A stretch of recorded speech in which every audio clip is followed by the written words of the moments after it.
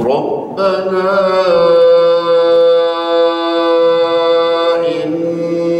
إننا سمعنا مناديا ينادي للإيمان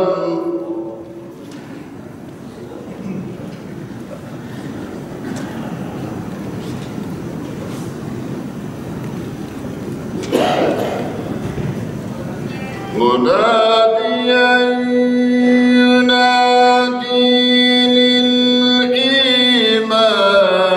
أن آمنوا بربكم فآمنا.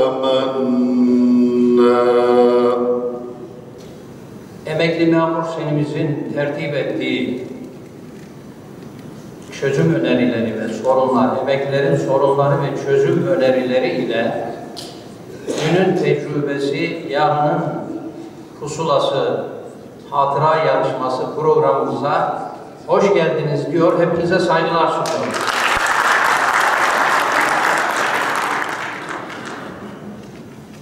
İkinci olarak bu programda emeği geçen bütün arkadaşlarımıza teşekkür ediyorum.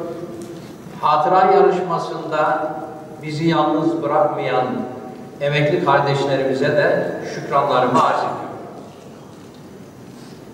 Efendim, Fuzuli'ye sormuşlar. Sevmek mi önemli, sevilmek mi diye cevap olarak demiş ki gönülden değilse ikisi de Fuzuli. Bu davaya gönül veren, emekli memur senin büyümesinde gayret eden il temsilcisi kardeşlerime ve komisyon üyelerimize ayrıca teşekkür ediyorum. Hasaten 13 Mart 2020 tarihinde bu görevi devraldıktan sonra başından bugüne kadar hiçbir desteğini esirgemeyen Memur Sen Konfederasyonu Genel Başkanımız Ali Yalçın Bey'e gür bir alkış istiyorum.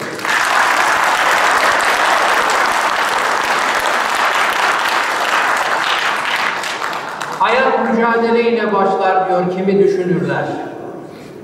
İnsan yavrusunun körpe ciğerleri ile hava basıncı arasındaki o tatlı mücadelenin ürünüdür acı ağlamalar. Gün gelir, günü gelir, direnmeyi ve direnmesini öğrenir körpe ciğerler.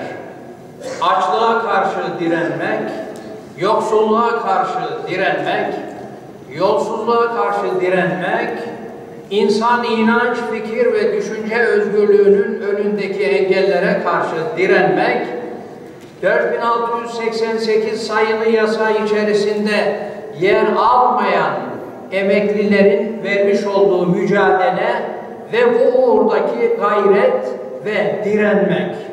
Direnmek esasen en soylu eylemlerden biridir. Yeryüzünde insan olmak ve bazı değerlere sahip çıkmak susmayı yasaklıyor bize ve susmakla yürek yangınlarımızı söndürmüyor. Kıymetli misafirler, sendikacı gür bir ırmak gibidir, durmaz akar. Kendi yatağını kendi açar ve yürüdükçe kollarla birleşir, birleştikçe aynı istikamete giden birleşme neticesinde çoğalır. Fakat susuz topraklardan geçerken azalır. Kah dolanır, kah kıvranır. Bazen dağılır, bazen toplanır. Bazen yavaşlar, bazen hızlanır. Ama yoluna mütemadiyen devam eder. Bu şekilde mütemadiyen devam etmesi neticesinde berraktır, temizdir, yosun tutmaz.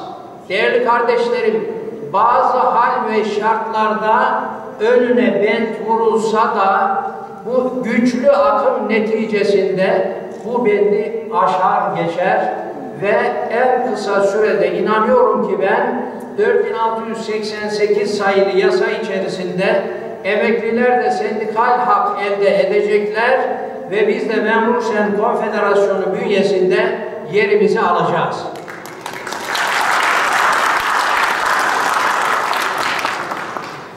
Kıymetli misafirler, hayat bir teklifiniz var ise anlamlıdır.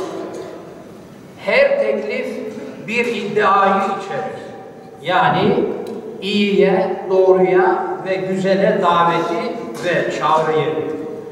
İddia da ancak teklif eden insanların onu temsil etmeleriyle tecessüm eder. Teklifiniz ve temsiliniz yok ise siz de yoksunuz demektir.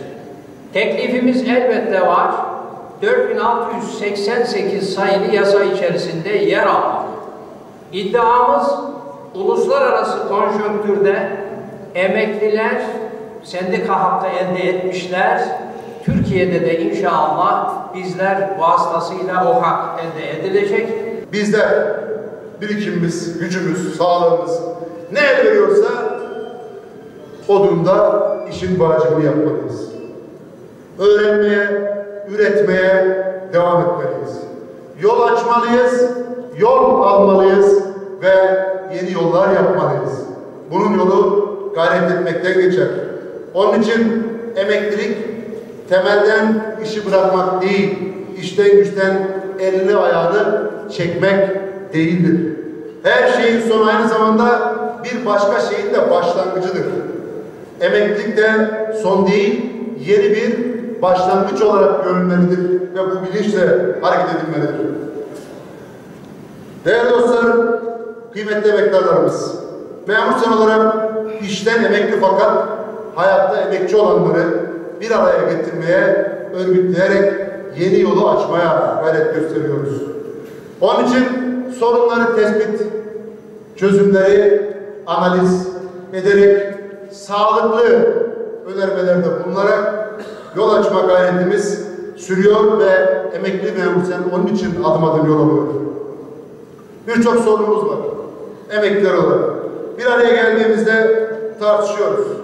Diyoruz ki niye şu sorun çözülmedi, niye bu sorun çözülmedi?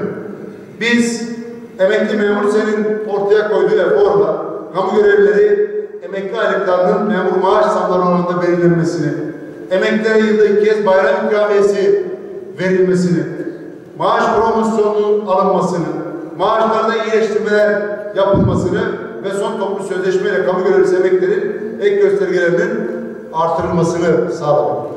Ama daha alacağımız çok mesele. Daha yaşadığımız birçok sorun var. Alım gücümüzün iyileştirilmesine ihtiyaç var. Emeklilikte fiili hizmet sona erse de emeklilerin ekonomik ve sosyal ihtiyaçları devam ediyor. Biz her zaman şu cümleyi kura geldik. Eş yardımı çalışırken devam ediyor. Çocuk yardımı çalışırken devam ediyor. Emekli olduğunuzda eş de yanınızda, çocuk da yanınızda yardımlar kesiliyor.